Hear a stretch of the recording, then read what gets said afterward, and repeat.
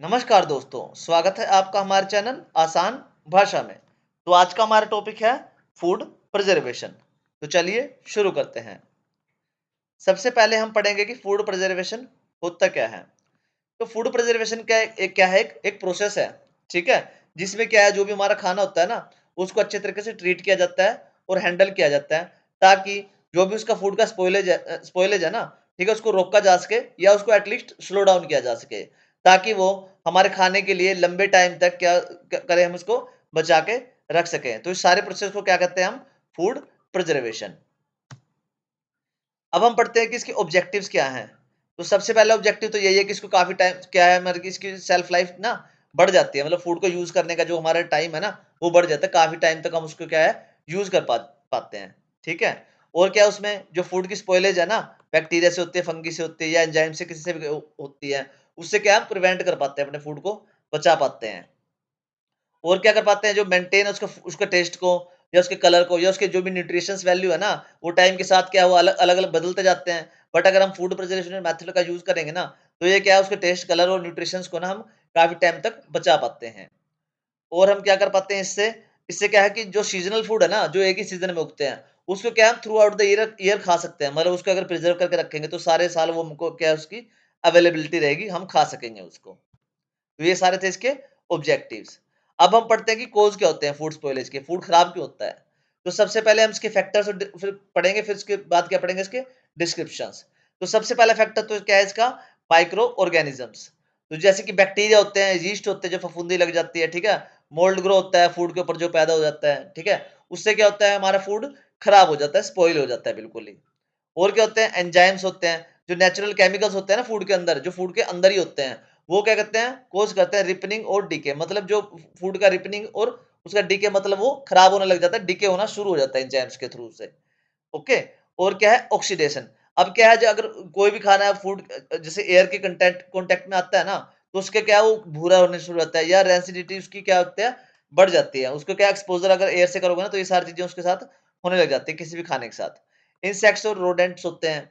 अब जो पेस्ट्स है ना, वो कंटामिनेट कर देते हैं फूड को, मतलब फूड को क्या करते हैं, खराब करते हैं। जो पेस्ट्स हम यूज़ करते हैं ना, उन खाने को मतलब उसकी गुणवत्ता बढ़ाने के, कभी-कभार क्या होता है, वो भी क्या करते हैं, फूड को कंटामिनेट कर देते हैं। तो ये सारे क्या हैं, कोज़ हैं किसके, फूड स्पॉइलेज के। अब हम पढ़ेंगे इसकी कॉमन प्रिजर्वेशन मेथड। ये हमारा मेन टॉपिक बन जाता है, क्योंकि ये सबसे ज़्यादा क्वेश्चन यही पूछा जाता है कि फूड प्रिजर्वेशन के मेथड कौन-कौन से हैं।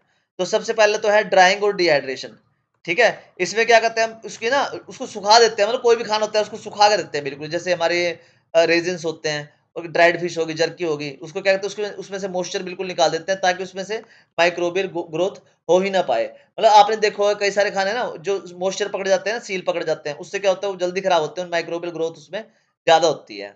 एग्ज़ाम्पल्स इसके रेज़िन्स, ड्राइड फिश और जर्की होते हैं। अब उसके बाद क्या है अगला मेथड, फ्रीज़िंग। इसमें क्या है, उसको जो भी खाना है ना, बैक्टीरियल की ग्रोथ होती है ना, वो एक नॉर्मल टेम्परेचर पे ना ज़्यादा होती है। अगर उसको लो टेम्परेचर पे कर देते हैं ना, जमा देते हैं। आपने देखा होगा कहीं पे जैसे बर्फ में कोई जैसे जानवर मर गया है, ठीक है? वो काफ़ी दिनों तक क्या है, वो ठीक रह जाता है। मतलब उसकी बॉडी है जो डिके नहीं कर कर पाती है। मतलब रीज़न क्या होता है उसका, लो टेम्परेचर की वज़ह से। अगर लो टेम्परेचर होगा तो जो बैक्टीरियल ग्रोथ है ना, वो काफ़ी कम हो जाती है। एग्ज़ाम्पल क्या है उसके, जैसे हम वेजिटेबल्स होते हैं, जैसे मटर आती है, वो फ्रोज़न मटर कहते हैं जिसको, उसको काफ़ी टाइम तक रख सकते हैं। मीट होगी, उसको भी फ्रीज़ करके हम काफ़ी टाइम तक रख सकते हैं। उसके बाद अगला मेथड कौन सा आता है, कैनिंग। अब कैनिंग में क्या है, जैसे नाम से पता लगा, कैन में फूड को क्या करते हैं, एयर टाइट उसको कंटेनर्स होते हैं ना, उनको क्या करते हैं, हम रख देते हैं। और उस जैसे कैन्ड बीन होती है या फ्रूट्स होते हैं, उनको क्या करते हैं हम, कैनिंग के थ्रू ही उसको प्रिजर्वेशन उनकी होती है, जो भी इस टाइप का फूड होता है। उसके बाद है पिकलिंग। अब पिकलिंग क्या है, जैसे विनेगर या ब्राइन का यूज करके ना, उसको क्या करते हैं, फूड को प्रिजर्व करते हैं। जैसे पिकल्स हो गया, ओलिव्स हो गए, जैसे अचार डालते हैं ना, आम का अचार डाल दिया, या किसी का भी, या ओलिव्स का अचार डाल दिया, टीट का अचार बोलते हैं जिसको। उस वो किस टेक्निक से यूज़ करते हैं, वो पिकलिंग टेक्निक यूज़ करते हैं फूड प्रिजर्वेशन के लिए, उस टाइप का फूड प्रिजर्व करने के लिए। उसके बाद है पेस्चराइज़ेशन। इसमें क्या होता है, लिक्विड को ना हीट करा जाता है, ताकि उसके बैक्टीरिया अंदर के खत्म हो जाए। जैसे हम दूध लाते हैं, कहीं से भी कच्चा दूध लाते हैं, तो उसको क्या करते हैं हम, मिल्क को क्या करते हैं, गरम करते हैं, और या जूसेस आते हैं, उनको क्या करते हैं, हम गरम करते हैं, ताकि उसके जो अंदर के बैक्टीरिया है ना, वो खत्म हो जाए। उसके बाद आता है हमारे वैक्यूम पैकिंग। इसमें क्या करते हैं हम, हवा को ना बिल्कुल निकाल देते हैं, जैसे वो, ताकि उसका जो क्या है, ऑक्सीडेशन हो ही ना पाए। अगर एयर के कॉन्टैक्ट में आएगा कोई खाना, तो वो खराब होगा। हम क्या कर रहे हैं उसकी एयर को बिल्कुल ही खत्म कर देते हैं ताकि वो खराब ना हो पाए। एग्जाम्पल क्या हो गया, पैक्ड चीज़ हो गया या क्योर्ड मीट हो गया, ठीक है? उसमें क्या होता है कि पैक खाने को ना बिल्कुल एयर टाइट क्या करते हैं, पैक कर देते हैं, उसकी सारी अंदर की एयर निकाल देते हैं, पॉलीथीन वगैरह जिसमें वो पैकेट में पैक करते हैं। तो ये क्या होगा, वैक्यूम पैकिंग। उसके बाद आता है साल्टिंग। अब साल्टिंग काफ़ी सालों से यूज़ होता रहा है इंडिया में तो, ठीक है? जैसे साल्ट को क्या करता है, यूज़ करते हैं हम ताकि फूड को क्या करता है, प्रिज़र्व करा जा सके। उसको मतलब बाय ड्रोनिंग आउट मॉइस्चर, ताकि उसका मॉइस्चर उसमें से निकाला जा सके।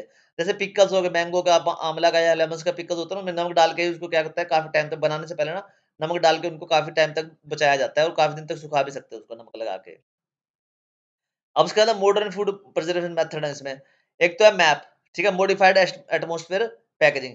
इसमें क्या करते हैं, चेंज का जो एयर है ना, उसका क्या करते हैं हम, अंदर का पैकेज के अंदर जो एयर होती है ना, उसका क्या करते हैं, हम एटमॉस्फेयर को चेंज कर देते हैं। अब एयर कौन सी होती है, नाइट्रोजन होगी, कार्बन होगी, थोड़ी बहुत ऑक्सीजन भी होती है उसमें। उसका क्या अंदर का एटमॉस्फेयर ही पूरा चेंज कर देते हैं, जिससे वो काफ़ी टाइम तक खाना बचा रह जाता है।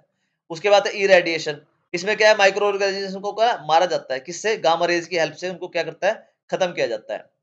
एक आता है हाई प्रेशर प्रोसेसिंग। इसमें क्या होता है, जैसे खाने को ना हीट नहीं करते उसमें, खाने को हाई प्रेशर में ना पैक किया जाता है प्रॉपर तरीके से या रखा जाता है हाई प्रेशर में, जिससे क्या है वो काफ़ी टाइम तक बच पाता है हमारा खाना। एक आता है कोल्ड प्लाज़्मा। अब कोल्ड प्लाज़्मा के हेल्प से यूज़ करके हम क्या करते हैं, ठंडे प्लाज़्मा से क्या करते हैं हम, माइक्रोब्स का जो अंदर पैदा होता है ना उसमें रूम टेम्परेचर, उनको क्या करते हैं, मार देते हैं, जिससे हमारा खाना काफ़ी टाइम के लिए बच जाता है। अब उसके बाद क्या कि बेनिफिट्स कौन-कौन से हैं इसके फूड प्रिजर्वेशन मेथड के। पहला तो इकोनॉमिक बेनिफिट। अब ऑब्वियस सी बात है, अगर फूड हमारा बचेगा, ठीक है? उसका जो रिड्यूस होगा फूड वेस्ट, तो उससे एट द एंड क्या होएगा, मनी को क्या करेंगे, सेव कर पाएँगे हम। उससे क्या होगा, हमारा इकोनॉमिक बेनिफिट होगा। जो ग्रोसरी स्टोर होते हैं वहाँ पे क्या होता है, अगर खाने को बचाया जा रहा है, वेस्ट नहीं किया जा रहा है, तो उससे क्या है, इकोनॉमिक बेनिफिट मिलता है, पूरे देश को मिलता है, पूरी पृथ्वी को मिलता है उससे। ठीक है? हेल्थ बेनिफिट्स होते हैं इससे। अब फूड को अगर ज़्यादा टाइम तक रखा जा रहा है, उसको खराब नहीं होना जा रहा, ठीक है? खराब नहीं होता जा रहा, तो फूड बोर्न इलनेस है ना, वो क्या होता है, काफ़ी कम हो जाते हैं, उसके रिस्क काफ़ी कम हो जाते हैं। उसके बाद क्या, रिस्ट्रेन न्यूट्रिएंट्स। अब कई सारे फ्रोज़न वेजिटेबल्स कहते हैं फ्रोज़न खाना नहीं खाना चाहिए, बट उसमें क्या है कि कई बार हमारे जो अच्छी तरह से फ्रोज़न किया जाए ना अगर किसी उसको, उसके क्या न्यूट्रिएंट्स को ना हम काफ़ी टाइम तक बचा के रख सकते हैं। और कोई सीज़नल फूड है मान लो, अब किसी ह ऐसा तो नहीं है हर सीज़न में ही अवेलेबल रहेगा वो फूड, तो उसके न्यूट्रिएंट्स कई अलग सीज़न में भी चाहिए होते हैं। तो अगर उस टाइम पे उसको खाने को खाते हैं ना, जो प्रिजर्व करके रखा होता है, तो उसके क्या न्यूट्रिशन हमें थ्रू आउट द ईयर मिलते रहते हैं। एक हमारा एनवायरमेंटल बेनिफिट भी होता है। अगर हमारा लेस फूड वेस्ट होगा तो क्या होगा, लेस लैंड का यूज़ होगा, मतलब जितना ज़्यादा फूड हम बार बचा के रख पाएँगे, उससे क्या है कि हमारे लैंड को बार-बार उसको उगाने की ज़रूरत नहीं पड़ेगी, तो हमारा एनवायरनमेंट पे और ओवरऑल क्या होगा, बेनिफिट ही होगा उससे भी। अब चैलेंजेस कौन से आते हैं इसमें? चैलेंजेस, सबसे पहला चैलेंजेस तो इसका यही है कि इसमें लैक ऑफ अवेयरनेस है। जो रूरल एरियाज़ है ना, वहाँ पे ना फूड प्रिजर्वेशन के मेथड्स की ना लैक ऑफ अवेयरनेस है, उनमें वहाँ पे इतनी ज़्यादा नॉलेज नहीं गई है इसकी। अब मॉडर्न इक्विपमेंट्स है ना, जो उनसे उनकी कॉस्ट हाई है। जैसे जो मॉडर्न टेक्नोलॉजी आ गई ना फूड प्रिजर्वेशन मेथड की, ठीक है? वो काफ़ी हाई, मतलब हाई उसके होते हैं, वो कॉस्ट के होती हैं। तो वो क्या है, दिक्कत आती है, चैलेंज रहता है काफ़ी। अब लिमिटेड यूज़ है इको फ्रेंडली प्रिजर्वेटिव्स का, वो भी क्या है, एक चैलेंज रहता है फूड प्रिजर्वेशन मेथड्स में। अब फूड सेफ्टी रेगुलेशन क्या है कि ऑलवेज़ फॉलो नहीं करी जाते हैं, हमेशा क्या है, फॉलो नहीं करी जाती हैं, तो क्या है वो भी प्रॉब्लम करती है आगे जाके, चैलेंज है वो भी एक।